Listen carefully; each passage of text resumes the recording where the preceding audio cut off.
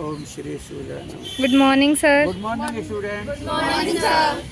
Sir एक आपसे question है कि जो बच्चे होते हैं कॉलेजेस के, उन्हें क्या क्या चीज़ें ध्यान में रखनी चाहिए? देखो, दो तो ध्यान में ही रखो कि जो जैसे सूर्य देवता हैं वो सभी दिन जगते हैं, मतलब उगते हैं और वो रोशनी देते हैं। तो सबसे पहले तो आपको ध्यान रखने वाली बात है कि जब भी चाहें आप सूर्य देव को नमन करें, जिससे आपको एक ऊर्जा है।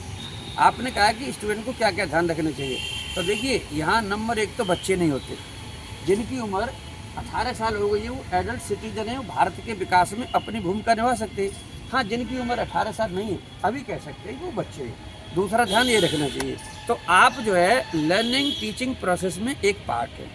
आप जैसे टीचर पढ़ाते हैं उतनी ही आपको वैल्यू है।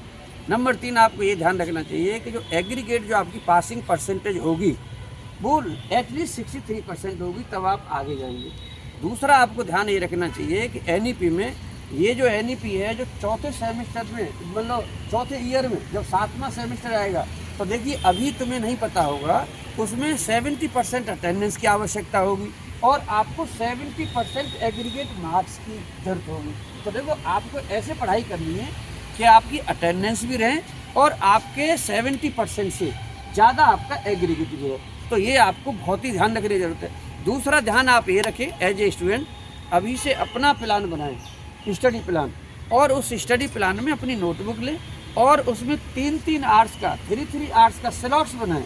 जैसे आप जब से जगते हैं 6 बजे से जगते हैं, 6 से 9, 9 से 12, मतलब इस तरह से। अब जैसे मैं जगता हूँ तो मैंने अपना बता दिया कि भाई मैं 4 से पहले 7 बजे तक, फिर 7 से 10 तक, फिर 10 से 1 तक, फिर 1 से 4 तक, और 4 से 7 तक, और 7 से 9:30 तक, क्योंकि मैं 9:30 बजे सो जाता हूँ। तो तुम मेरी ओर न करें, आप अपने अपना जो आपका है आप उस तरह से करें, लेकिन पढ़ाई से किसी भी तरह का कोई कॉम्प्रोमाइज़ ना करें।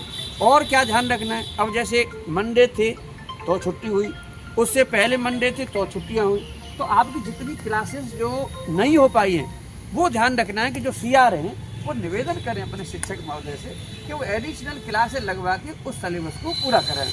और तीसरा ध्यान, मतलब नेक्स्ट ध्यान क्या रखना है कि जो साफ़ सफाई है, आप जहाँ बैठते हैं, जहाँ रहते हैं, जहाँ खड़े होते हैं, उसको ध्यान रखना है। तो जब आप इतना सा कर लेते हैं तो आप जैसे सफाई और जैसी स्वच्छता में आपका होगा विचार, तो आपका वैसा ही मन होगा। तो मैं आपको ये कहना चाहूँगा, जो आप कहते हैं ना कि मन क्या होता है, तो मन होता है कि आप जैसा सोचते हैं, जैसा आप थॉट रखते हैं, वैसा ही आपका मन बनता है।